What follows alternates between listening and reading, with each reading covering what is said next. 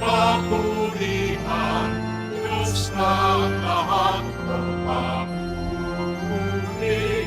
Sa kaitaasan, siya'y papurihan, ngayon at magpakailanman. Simulan po natin ang pagdiriwang sa ngalan ng Ama at ng Anak at ng Espiritu Santo. Amen. Ang pagpapala ng ating Panginoong Jesucristo, ang pag-ibig ng Diyos Ama, at ang pakikipagkaisa ng Espiritu Santo naway sumainyong lahat. At sumaiyo rin. Mga minamahal kong mga kapatid, marami ang tumiwalag sa mga tagasunod ni Jesus dahil sa hindi nila matanggap ang sinabi niyang ang kanyang katawan ng magiging pagkain at ang kanyang dugo ay magiging inumin. Magkagayunman, nananatiling tapat ang 12 apostol sa kabila na mabigat na pananalita ng Panginoon. Sa pagdiriwang natin ng banal na Eukaristiya, makilala nawa natin si Jesus bilang salitang nagbibigay buhay.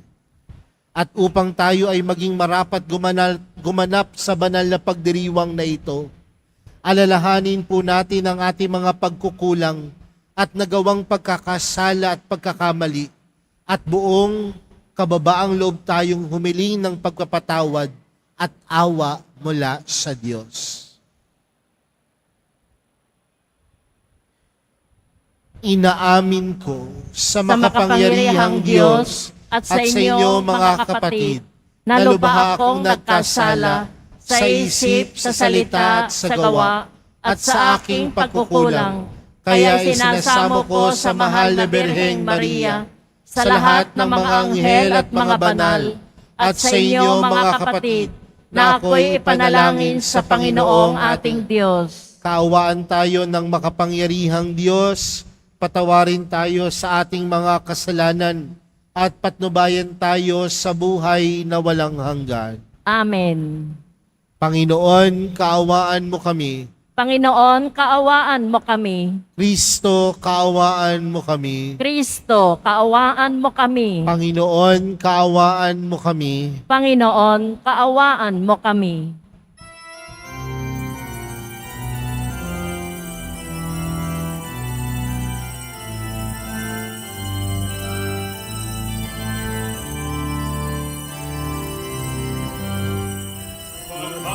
Isang itaas na kaloob sa lupa ay napayapaan. Pinupuri ka, ibinagdaraman, sinasamba ka namin sa dakila mong kalwalhatian. Panginoon naming Diyos, Hari ng langit, Amang makapangyarihan, Panginoong Jesucristo, bukong na anak ng Diyos, Kordero ng Ama. Ikaw na nag-aayos ng mga kasalanan ng sanlibutan. Tanggapin mo ang aming kahilingan, ang nanaluluklok sa kanan ng Ama. Maawa ka sa amin, ikaw lamang ang banal, Panginoon Jesucristo, kasama ng Espiritu, taliwan natin ang Ama. Amen. Amen. Amen.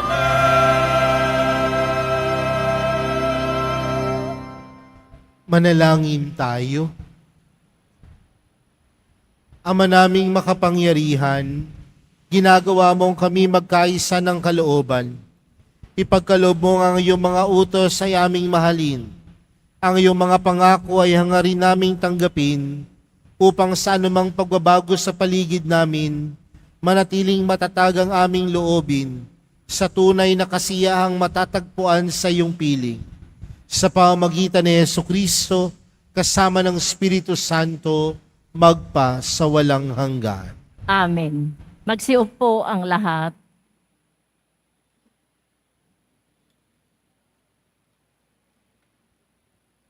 Pagbasa mula sa aklat ni Josue. Noong mga araw na iyon, tinipo ni Josue sa Sikem ang lahat ng lipi. Pagkatapos, tinawag niya ang matatanda, ang mga hukom, ang mga pinuno at mga tagapangasiwa sa Israel, at sila'y humarap sa Panginoon. Kung ayaw ninyong maglingkod sa Panginoon, sabihin ninyo kung kanino kayo maglilingkod. Sa Diyos-Diyosang sinamba ng inyong mga ninuno sa Mesopotamia, o sa mga Diyos-Diyosan ng mga Amoreyo na sinasamba dito sa lupaing inyong tinatahanan. Ngunit ako at ang aking angkan ay sa Panginoon lamang maglilingkod. Sumagot ang bayan, wala kaming balak na talikuran ang Panginoon at maglingkod sa mga Diyos-Diyosan. Ang Panginoon na ating Diyos ang siyang humango sa atin sa pagkaalipin sa Ehipto. Nasaksihan din namin ang mga kababalaghang ginawa niya upang tayo'y maingatan saan man tayo mapadako at mailigtas sa mga kaaway na ating nadaanan. Kaya't kami rin ay sa Panginoon maglilingkod. Siya ang ating Diyos. Ang salita ng Diyos. Salamat sa Diyos.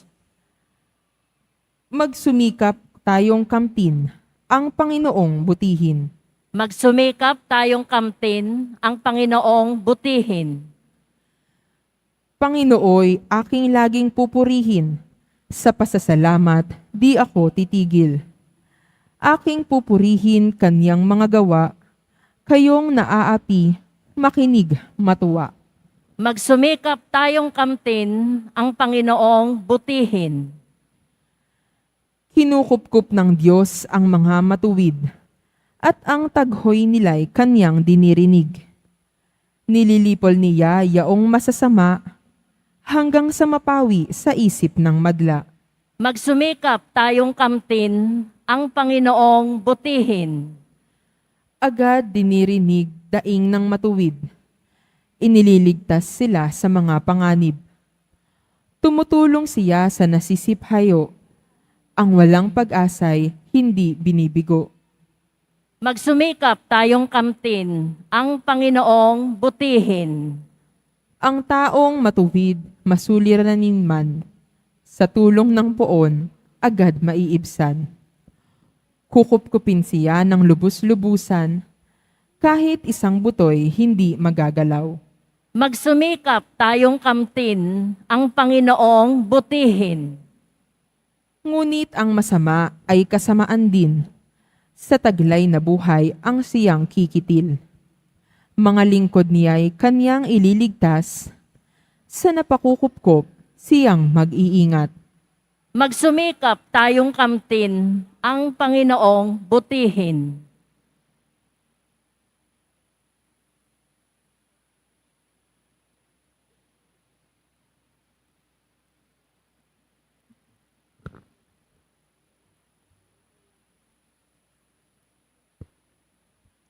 Pagbasa mula sa sulat ni Apostol San Pablo sa mga taga-Epeso. Mga kapatid, pasakop kayo sa isa't isa, tanda ng inyong paggalang kay Kristo. Mga babae, pasakop kayo sa inyong asawa tulad ng pagpapasakop ninyo sa Panginoon. Sapagkat ang lalaki ang ulo ng kanyang asawa, tulad ni Kristo na siyang ulo ng simbahan, na kanyang katawan at siyang tagapagligtas nito. Kung paanong nasasakop ni Kristo ang simbahan, Gayon din naman, ang mga babae dapat pasakop ng lubusan sa kani-kanilang asawa. Mga lalaki, ibigin ninyo ang inyong mga asawa gaya ng pag-ibig ni Kristo sa simbahan. Inihandog niya ang kanyang buhay para rito upang ang sanlibutan italaga ng Diyos matapos linisin sa pamamagitan ng tubig at ng salita.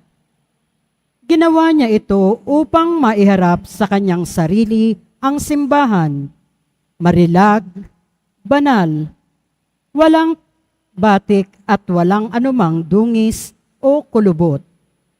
Dapat mahalin ng mga lalaki ang kani-kanilang asawa tulad ng sarili nilang katawan.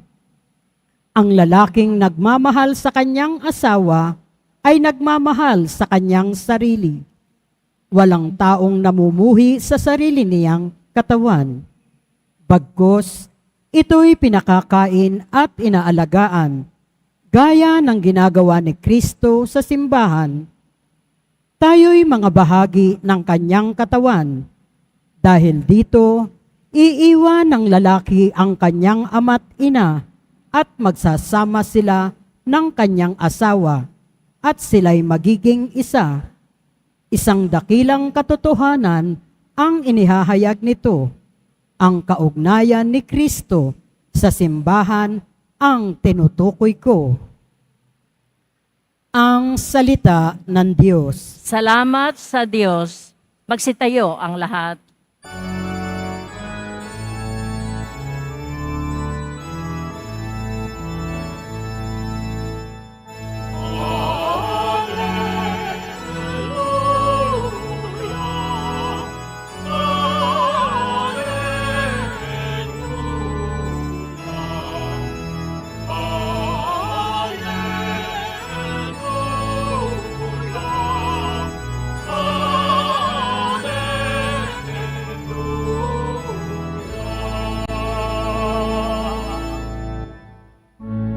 Espiritong bumubuhay,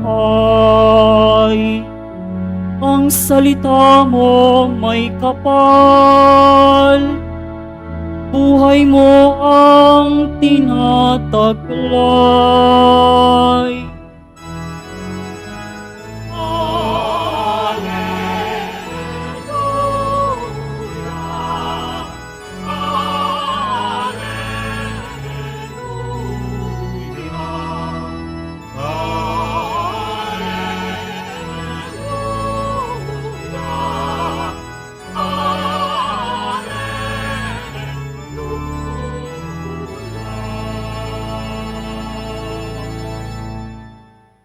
Sumainyo ang Panginoon. At sumaiyo rin. Ang mabuting balita ng Panginoon ayon kay San Juan. Papuri sa iyo, Panginoon.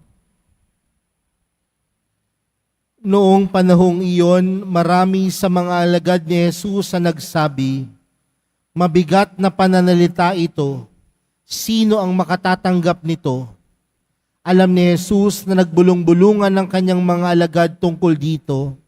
Kaya't sinabi niya, "Dahil ba rito'y tatalikuran na ninyo ako?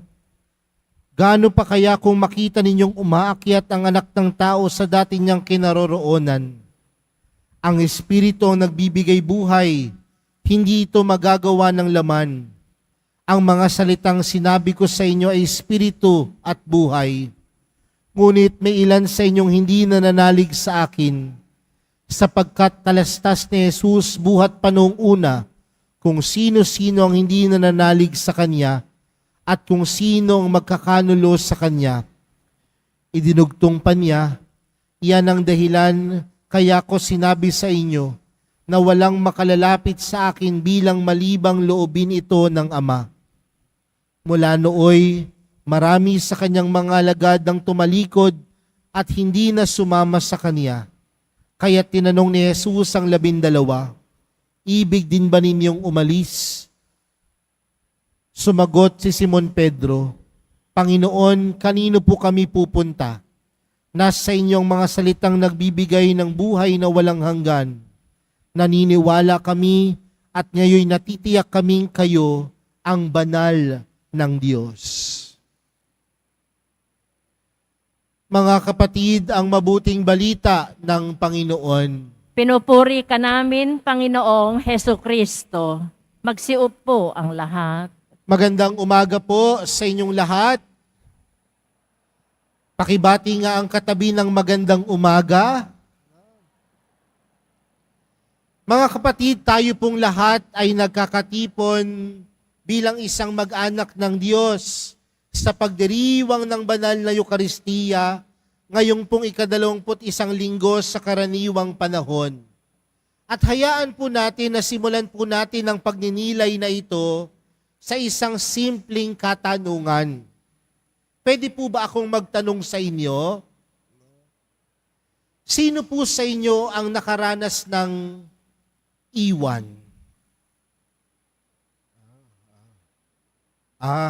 Wala pang nakakaranas na iwanan o maiwan. No?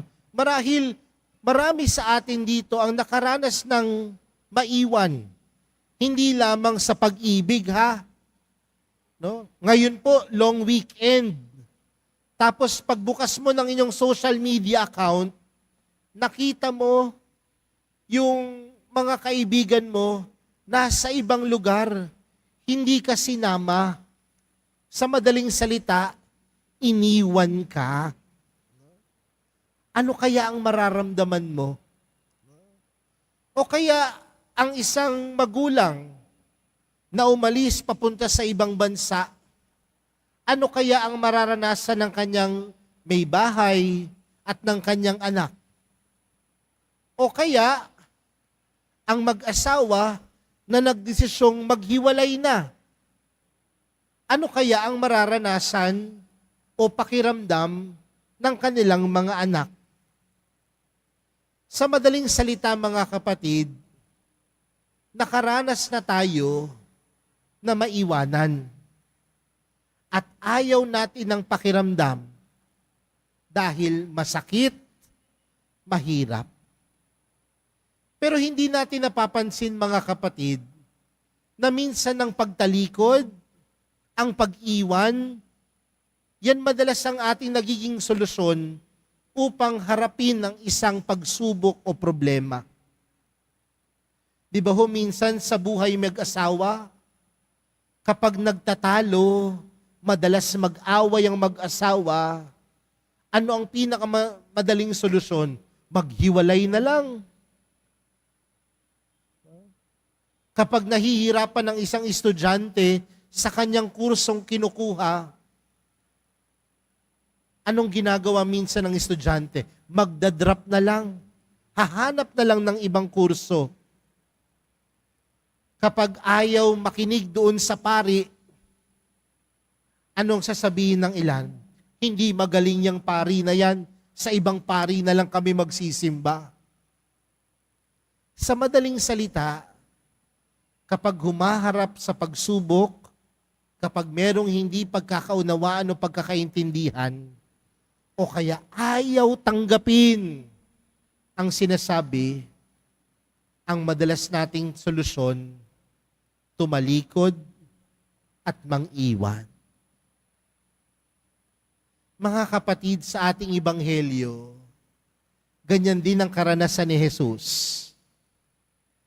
Kung maalala po ninyo, ilang linggo na ang nakakaraan na kung saan si Jesus gumawa ng isang milagro, nakapagpakain ng 5,000 katao at napakaraming sumunod sa Panginoon, napakaraming naniwala sa Panginoon. Kaya anong tanong ng Panginoon? Sumusunod ba kayo dahil nakakain kayo ng libreng pagkain? O sumusunod kayo sa akin dahil nakita nyo ang kabutihan ng Diyos, ang milagro ng Diyos? Kaya nga anong sabi ng Panginoon? Do not work for food that perishes, but look for food that would give you eternal life. Huwag kayong maghanap ng makakain na mawawala at mauubos, kundi hanapin niyo ang pagkain magbibigay sa inyo ng buhay na walang hanggan. At sinong tinutukoy ng Panginoon? Na ang kanyang katawan ay magiging pagkain at ang kanyang dugo ay magiging inumin. Pero nung sinabi ni Jesus ang mga bagay na ito, ano ang ginawa ng mga tao sa kanyang paligid? Nagbulong-bulungan. At anong sabi nila? Anong sinasabi ng taong ito? Pansinin po ninyo, hindi nila naintindihan kung anong sinabi ng Panginoon. Kaya anong ginawa nila sa Panginoon? Iniwan, tinalikuran. Nung hindi nila naintindihan ang turo ng Panginoon, iniwan nila si Jesus, tinalikuran. Kaya nga, ang tanong ni Jesus sa kanyang mga alagad, ibig ba din ninyong umalis? Ibig ba din ninyong umalis? Marahil yan din ang katanungan sa atin ng Panginoon ng mahal na pong Jesus Nazareno sa mga oras na ito. Ibig din ba nating umalis?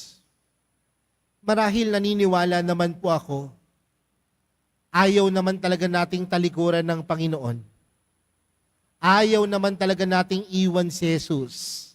Ayaw naman talaga nating pabayaan si Jesus. Pero hindi natin napapansin na minsan sa buhay natin, inaalisin din natin si Jesus. Kailan ang mga bagay na ito? Sa mga pagkakataon na tumatanggap tayo ng komunyon at hindi tayo nagpapaka-Jesus sa ating kapwa. Sa mga pagkakataon na tayo bilang mga deboto ng mahal na pong Jesus Nazareno, dumadalo ng misa, pero mabigat naman sa kalooban. Iniiwan din natin ng Panginoon sa mga pagkakataon na hindi naaayon sa buhay natin ang ating pananampalataya. Iniiwan din natin si Jesus sa mga pagkakataon na tayo ay nagkakasala. Sa mga pagkakataon na sinasaktan natin si Jesus, sa mga maling desisyon na ginagawa natin, sa mga maling pagpili na ginagawa natin. Hindi ba parang iniiwan din natin ng Panginoon?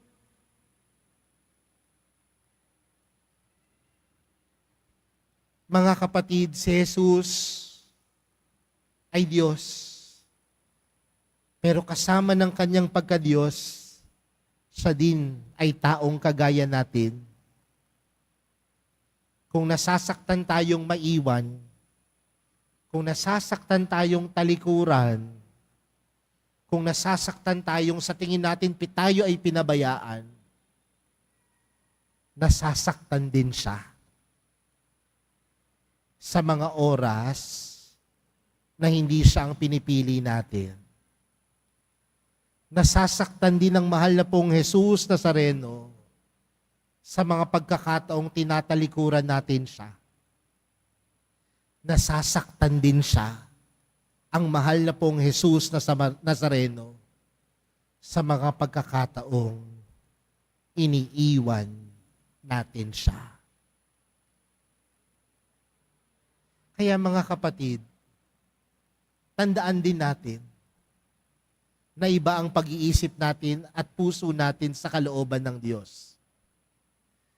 Dahil minsan kapag tayo ay nasasaktan, tumatahimik na lang. Iniiyak na lang. Kapag tayo ay iniiwan, tumatahimik na lang sa isang tabi, umiiyak. Pero si Jesus, hindi siya ganon. Dahil sa napakadaming kwento ng pagtalikod sa Diyos, sa napakadaming kwento ng pagkagawa ng pagkakamali sa Diyos at kay Jesus, hindi siya sumuko. Dahil ang pagmamahal ng pong Jesus Nazareno, hindi umaayaw. Ang pagmamahal ng mahal na pong Jesus Nazareno, hindi tumatalikod. At higit sa lahat, ang pagmamahal ng mahal na pong Jesus Nazareno, hindi nang iiwan. Kaya nga marahil ang panawagan sa atin ng ating ikalawang pagbasa para sa araw na ito, nagpapatungkol sa kabanalan ng kasal. Madalas kapag itong pagbasang ipinoproklama sa loob ng misa, ang mag-aasawa laging naggaganunan. Pakinggan mo yung sinasabi, magpakasakop ka sa akin. Pero ano yung namumutawi sa sulat ni San Pablo? Mahalin nyo ang inyong asawa kagaya ng pagmamahal ni Jesus sa kanyang simbahan. At tandaan natin ang pagmamahal ng Diyos. Hindi sumusuko, hindi umaayaw at hindi tumatalikod. Sa madaling salita, kahit hindi perpekto ang isang relasyon, kung nandoon ang pagmamahal, walang aayaw, walang tatalikod. Kaya mga kapatid, sa araw na ito, tandaan din natin, ang bawat relasyon natin, hindi naman yan perpekto. May mga pagsubok, may mga hirap. Kaya nga minsan, anong sasabihin natin? Ako na naman ba ang magpapakumbaba? Ako na naman ba ang hihingi ng sorry? Ako na naman ba ang iintindi? Pero ang tanong, wala namang masama doon, di ba? Kung kaya mo pang intindihin ng iyong kapwa, ibig sabihin, kaya mo pang wag tumalikod. Kung kaya mo pang intindihin ang pagkakamali ng iyong kinakasama, ng iyong asawa, ng iyong minamahal sa buhay, ibig sabihin, kaya mo pang wag umayaw. Dahil kaya mo pang magbigay. At sa mga oras na ikaw ay nagbibigay, you're not just simply giving more, but you are giving your best. Kaya mga kapatid, sa araw na ito, marami mang pagsubok, marami mang pagkakataon na tayo ay umaayaw, marami mang pagkakataon na gusto nating tumalikod. Tandaan natin, meron tayong Diyos na hindi aayaw. Meron tayong Diyos na hindi susuko. Meron tayong Diyos na hindi tayo tatalikuran. At yan si Jesus. Yaan ang pagkaing magbibigay sa atin ng buhay na walang hanggan. Mga kapatid, hindi man natin minsan maintindihan ng Panginoon. Hindi man natin maunawaan ng kanyang kagustuhan para sa atin. Pero tandaan natin, lahat ng ginusto ng Diyos para sa atin ay yun ang pinakamaganda, pinakamabuti para sa atin. Umayaw man tayo, tumalikod man tayo, pero tandaan mo, ang mahal na pong Jesus Nazareno, hindi ka susukuan, hindi ka aayawan, at higit sa lahat, hindi ka tatalikuran. Amen. Magsitayo ang lahat.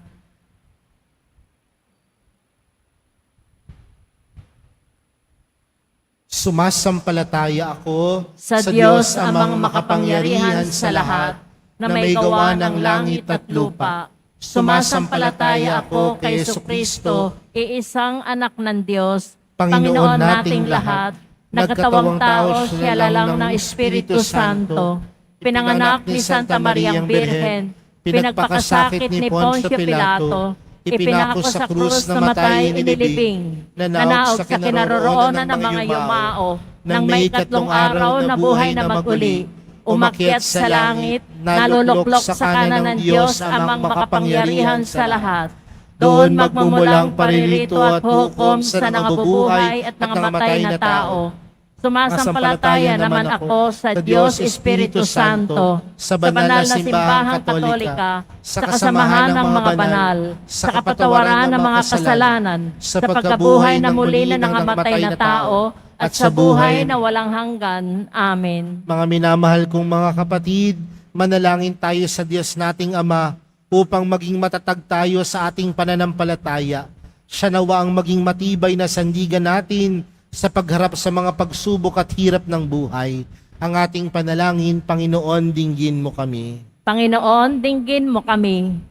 Maging lakas nawa ng Santo Papa, mga obispo, mga pari at mga diakono ang salita ng Diyos upang patuloy nilang ipahayag ang mabuting balita ng buong sigasig at katapatan. Manalangin tayo. Panginoon, dinggin mo kami. Manalig nawa kay Jesus, ang salitang nagbibigay buhay, ang mga namumuno sa ating bayan, at huwag silang masilaw sa kayamanan at kapangyarihan. Manalangin tayo. Panginoon, dinggin mo kami. Gabayan mo nawa ang mga guro at katekista at silang mga patuloy na nagtuturo ng mabuting asal at pananalig sa iyo. O Diyos, bigyan mo sila ng lakas ng loob upang masalamin din nila ang bawat mabuting kanilang itinuturo at ibinabahagi.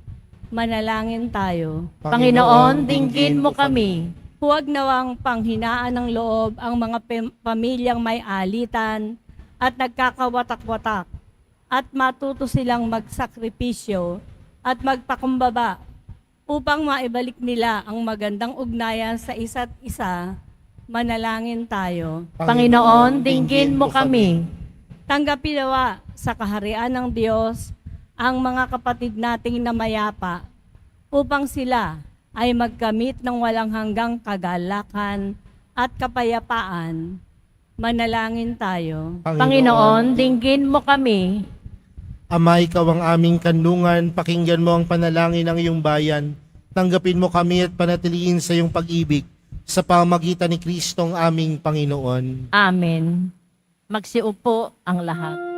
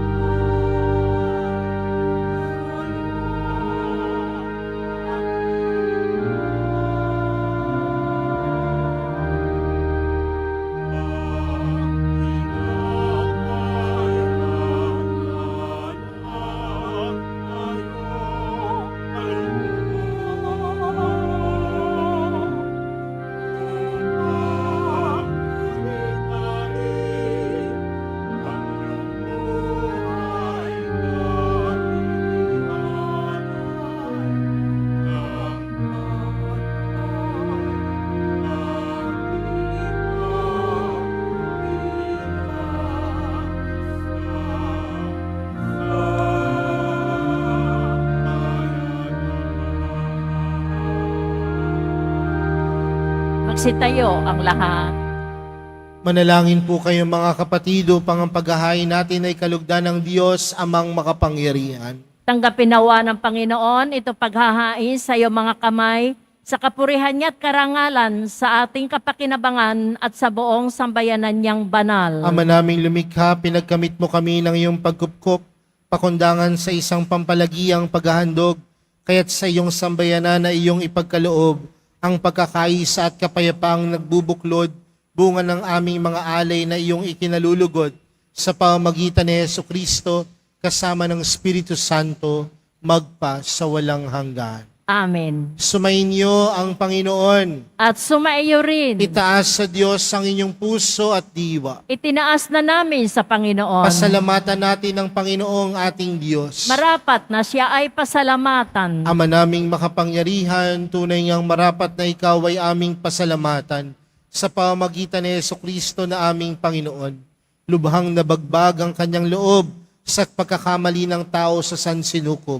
Kaya't minabuti niyang siya ipanganak ng birheng bukod mong pinagpala sa babaeng lahat. Sa labi ng imbing kamatayan, kami ay inagaw ng namatay mong anak.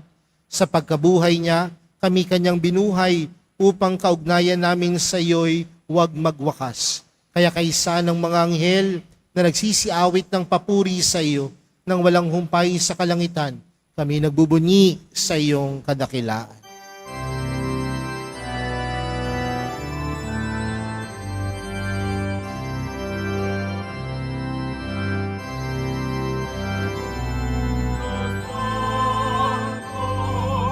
Panginoong Diyos ng mga hukbo, na puno ang langit at lupa, ng kadakilaan mo.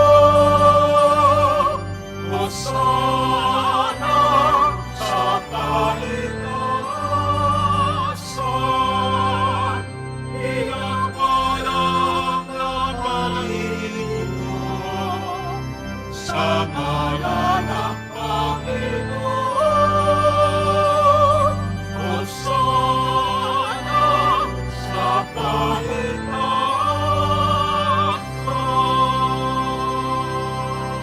Magsiluhod ang lahat.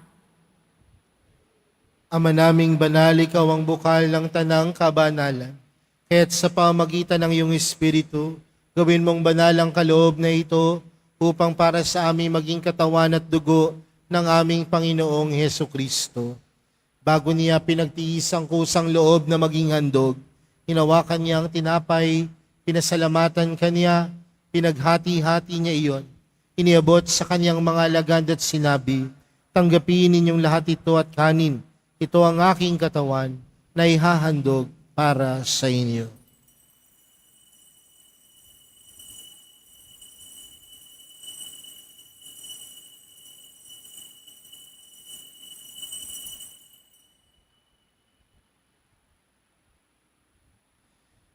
Gayon din naman noong matapos ang hapunan, hinawakan niya ang kalis.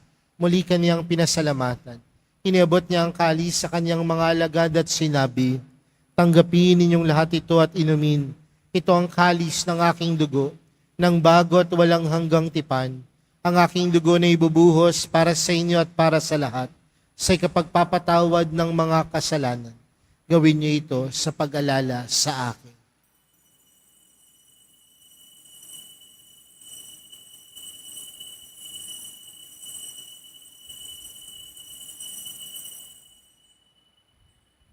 Magsitayo ang lahat. Ipagbunyi natin ang misteryo ng pananampalataya. Si Kristo'y namatay, si Kristo'y nabuhay, si Kristo'y babalik sa wakas ng panahon. Ama, ginagawa namin ngayon ang pag-alala sa pagkamatay at muling pagkabuhay ng iyong anak. Kaya't inaalay namin sa iyong tinapay na nagbibigay buhay at ang kalis na nagkakaloob ng kaligtasan. Kami nagpapasalamat dahil kami iyong minarapat na tumayo sa harap mo para maglingkod sa iyo. Isinasamo namin kaming magsasalo-salo sa katawan at dugo ni Kristo ay mabuklod sa pagkakaisa sa pamamagitan ng Espiritu Santo. Ama, lingapin mo ang iyong simbahang laganap sa buong daigdig. Puspusin mo kami sa pag-ibig kaysa ni Francisco na aming Papa at ni Jose na aming Obispo at ng Tanang Kaparian. Alalahanin mo rin ang mga kapatid naming nahimlay nang may pag-asang sila'y muling mabubuhay, gayon din ang lahat ng mga pumanaw. Kaawaan mo sila at patuloyin sa iyong kaliwanagan. Kaawaan mo at pagindapating kaming lahat na makasalo sa iyong buhay na walang wakas. Kaysa ng mahal na Birheng Maria, na ina ng Diyos, ng kabiyak ng puso niyang si San Jose. Kaysa ng mga apostol at ng lahat ng mga banal na namuhay dito sa daigdig ng kalugod-lugod sa iyo, may pagdiwang nawa namin ng pagpupuri sa ikararangal mo sa pamagitan ng iyong anak na aming Panginoong Heso Kristo. Sa pamagitan ni Kristo, kasama niya at sa Kanya, ang lahat ng parangal at papuri ay sa iyo. Diyos amang makapangyarihan, kasama ng Espiritu Santo, magpa sa walang hanggan.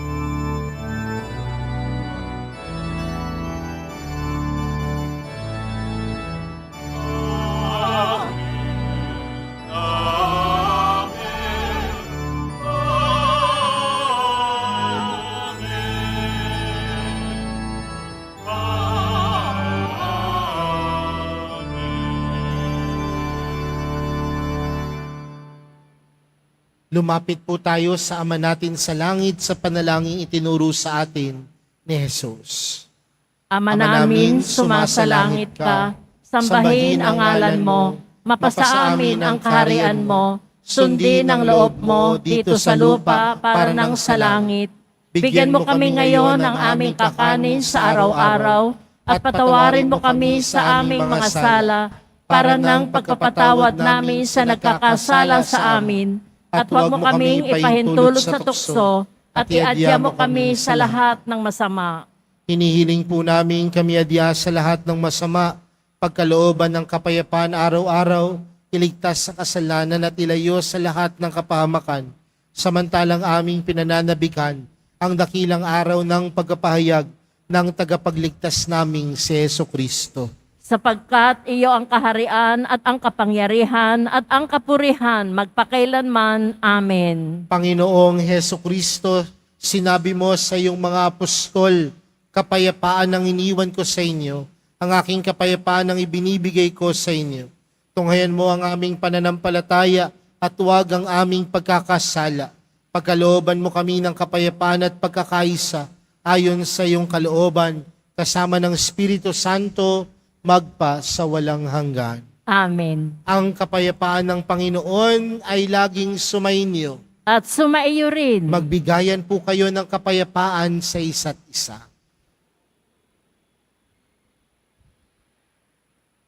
Kordero ng Diyos na nag-aalis ng mga kasalanan ng sanlibutan, maawa ka sa amin. Kordero ng Diyos na nag-aalis ng mga kasalanan ng sanlibutan, maawa ka sa amin. Kordero ng Diyos na nag-aalis ng mga kasalanan ng sanlibutan, ipagkaloob mo sa amin ang kapayapaan. Magsiluhod ang lahat.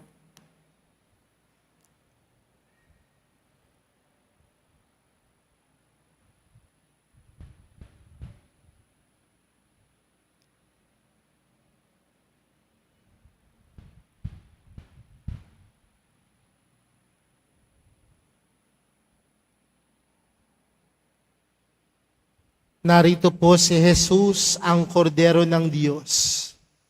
Siya ang nag-aalis ng kasalanan ng sanlibutan, mapalad ng mga inaanyayahan sa kanyang piging. Panginoon, hindi ako karapat-dapat na magpatuloy sa iyo, ngunit sa isang salita mo lamang ay gagaling na ako.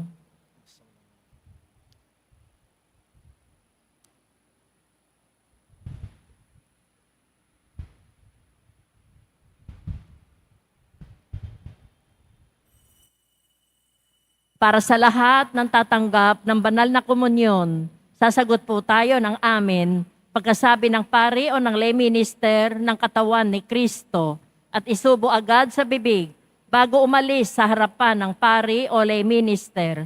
Sumunod po tayo.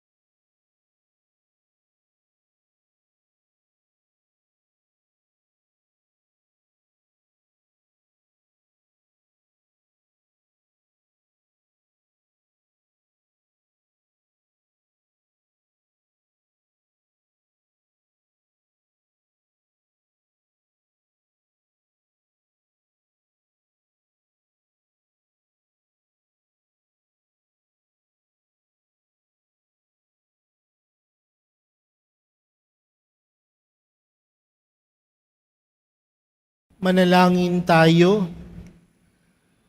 Ama naming mapagmahal, lubusin mo sa amin ang kagalingang bigay ng iyong pag-ibig na ngayon ipinagdiriwang at kami naway magkaroon ng ganap na kaunlaran upang sa lahat ng aming pinagkakaabalahan, ikaw ay aming mabigyang kasiyahan sa pamamagitan ni Jesucristo kasama ng Espiritu Santo magpa sa walang hanggan. Amen. Sumainyo ang Panginoon. At sumaiyo rin.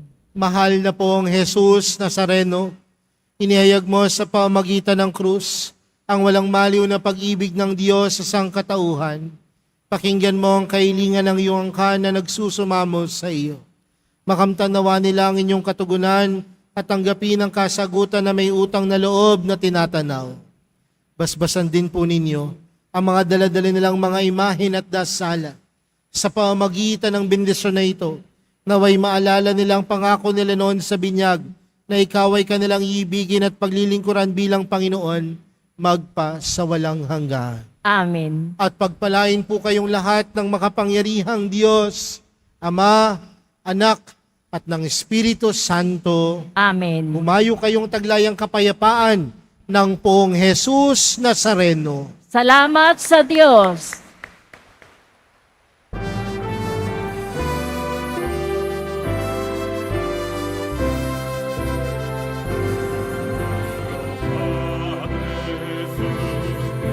Nazareno, sinasamba ka namin.